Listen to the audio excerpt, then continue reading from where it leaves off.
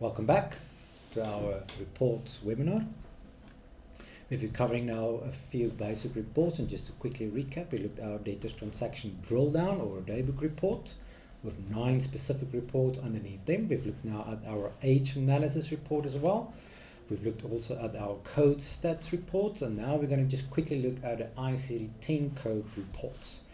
With these reports, you should be able to cover most of the information you need from our debtors or patients, and there will be another webinar in the future with more advanced reports for our credit control environments, debtors, our invoices outstanding and debtor stats and unlinked receipt reports, but we will cover them in the next session in the future. So just to show you and a quick recap on those ICD10 report, remember I showed you also under debtor transaction drill down under the MEDEPS, there was a debtor invoices summary per ICD10 code report, and it's a very basic report here, and again it shows you all the ICD10s that was used in conjunction with one another in the billing, and also the quantity of those ICD10 that was used. But as you can see, it's very basic. It tells me the code and the quantity of how many of those diagnoses were reported on the billing when doctor did the billing, or the billing was done in theatre or in the procedure rooms or in the rooms directly. So this is just to show you quickly how many codes are there, and it's a very simplified report, but I want to go to a bit more advanced report. And again, to go to that report, we need to go to our financial report. Once we open up our financial report, we go to debtors. And underneath the code stats we just looked at now, we have our ICD10 stats report, and there's actually another one here that's more or less in the same vicinity and same principle and information that you can get is the patients per diagnosis report. So look at these reports and see which one will be sufficient for your needs, and depending on what stats you need to give to what governing body or government in that sense, or group that needs your stats. And now depending on your specialist or the speciality, you need to provide certain information to these organizations. So if I look at my ICD10 stats, so let's draw that report in quickly. Again, it's a blank report. You want to create a new one, and you now will see it's all again the same principle. Create your report, give it a name, click on OK. Tick my default date parameters. I do not want transaction date. Again, it depends on how you want to see this. It's either all dates if you want to look at the billing, but because this is patients being visited or you have treated or was in theatre, transaction date could be an option here. Also per doctor, depending on how I wanted to see, but the idea is here to get more information about the patients in that time frame. So now again, I'm going to click on next. I'm just going to select this for May. Let me just do that. So select May, next. Okay, May is in, yes, next. So let's see what we will see on this report. Again, maximize it, and I'm going to apply base fit to just make sure it's nice. And as you can see now, it shows my grouping, my ICD10, the description, the amount, the quantity, male, female, adult, up to a drill down box here on the side. So here we pick up whether it's male and child, female and child, male adult, female adult, quantity. So here we can see a bit more in that category of information, and I can see also the family history of diabetes, and I see the full description of the ICD10 code as well. And I can see the quantities, and the quantities in conjunction with the female, male, child, adult information. Then there's a drill down box as well. And the moment I go to my drill down box and I click on that,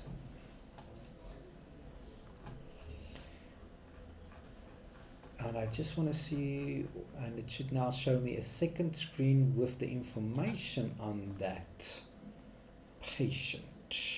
Let's save this report quickly and then say next. And it looks like the report is not reflecting, but once you do that, it will actually give you information about the patient's name, the surname, cell phone number, and email address, if I remember correctly. A very handy tool to see more details on that specific ICD10 option and get more information to maybe contact the patient that was involved in that diagnosis or treatment that you need to get hold of as quickly as possible. So the report can be go for stat purposes to certain organizations, or maybe this report you want to use to get hold of certain patients with a certain diagnosis because there was certain medication given to that patient and it's actually being recalled and you need to get hold of those patients. So how do you filter out the ICD-10s out of the system? And this will be the one report that you can use. And once you do the drill down box, it should give you another option where it actually displays the information of that patient. But that can be covered in the next report as well. So if I look at my data and I look now at my patients per diagnosis report, and we see this almost the same as the ICD-10 stats, but this gives me a bit more patient-orientated information. So the moment I generate this report, let's see, it will give me the data, the patient, the ID, the address, the telephone numbers, and even their contact. So this does not, and it shows me at the top here which is the ICD-10 code. So this is not the stats in the sense of how many ICD-10s or diagnoses were used in the system or captured in the system on this. This is the report I can use to specifically pinpoint the patients that was involved in that diagnosis. And there were certain reasons or medications or certain processes or procedures that now need to be reversed or cancelled or returned if it's stock or medication recalled in that sense. So this is where I can quickly get a listing of the ICD-10s involved and again the patients involved. So by filtering the specific ICD-10 code, you should be able to quickly pick up the patient that's part of that ICD-10 code. And if there's telephone numbers and email addresses filled in under file, you should be able to view that information. So that's why it's so important. Again, what you put in is what you get out of GoodX's reports. So a very handy tool to quickly look at it. Again, print it. If you set up the report, remember if you change the columns or views or sorting or filters, save the grid, save the profile, save your view, choose columns, so that we can print it from there and also then export any of your reports as it is required. You can also at any of our reports mail it, the view or the grid, depending on what you want to see, to yourself, to the doctor, or otherwise just print the report as a PDF or HTML and send it out to the necessary people. So that is the ICD-10 code report with the code report. So please go through the manuals again through this and make sure if there's anything else. Like I said, the ICD-10 stats report gives you the quantities, shows you the male, female, breakdown, adult, child. That's very handy to see how many adult child patients you've covered with that diagnosis. But also there's a drill down option if you tick your report up and it should give you a quick breakdown of just the name, the surname, cell phone number, and email address if I remember correctly. If you just want to see all the details of the patient, so you want to contact them more accurately, then use the patients by diagnosis report so that you can look at all the diagnoses and patients involved, and that will be excellent for recalling medication or contacting certain patients on certain conditions to see how they are progressing on that specific medication maybe or treatment that you've given that patients. So from our financial report, again, just a quick recap, look at your data transactions drill down, look at your age analysis. Remember the movement summary and the age analysis must be printed together at the same time once you do your month end. Under your data transaction drill down, there's that other 9 reports. Movement summary is one of them. Go through those reports, make sure what you need there, especially the deposit reports, and the audit trail reports for your journal details, your credited note details, your credit note details, all the corrections you have made.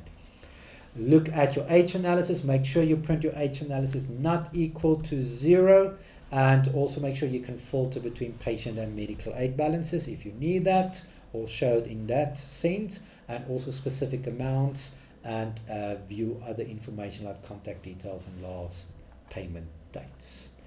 Then I ended up with my code stats and ICD-10 stats in the last sessions. These are specific reports, so that's still part of the patient. So here I can see my codes that was billed in a certain time frame and how many doctors were involved and how many codes under that doctor, so you can determine the salaries or commission-based payment depending on what codes were used and what is the value of those codes. The ICD-10 stats codes is a very nice report to determine also again what was billed, how many ICD-10 diagnoses have I treated in my specific practice, male, female, adult, child. And with the patient per diagnosis report, I can even pick up then their full details, their name, their surnames, their telephone numbers and addresses, so I might need to contact them for whatever reason. I hope this webinar was very helpful for you in order to make sure you understand GoodX's reports. Please make sure you understand that you can filter, you can sort, you can group, and all your reports, and change the sequence of your columns. Save that in your reports, and remember you can apply an advanced filter for specific unique codes or texts. But if you need information on that, please contact the FCL or your manual so that we can help you with that advanced setup if required. In our next webinar, I hope we will cover then the rest of the reports that's important for us, our data stats and our unlinked receipts and our invoices outstanding. It's a very it's few reports that we feel also is very important for certain scenarios, credit control in other words as well. So please follow us in the future for our next date so we can go through those reports and help you set up as you might require. Thank you very much. I hope we hear from you in the future, and thank you and see you again. Bye bye.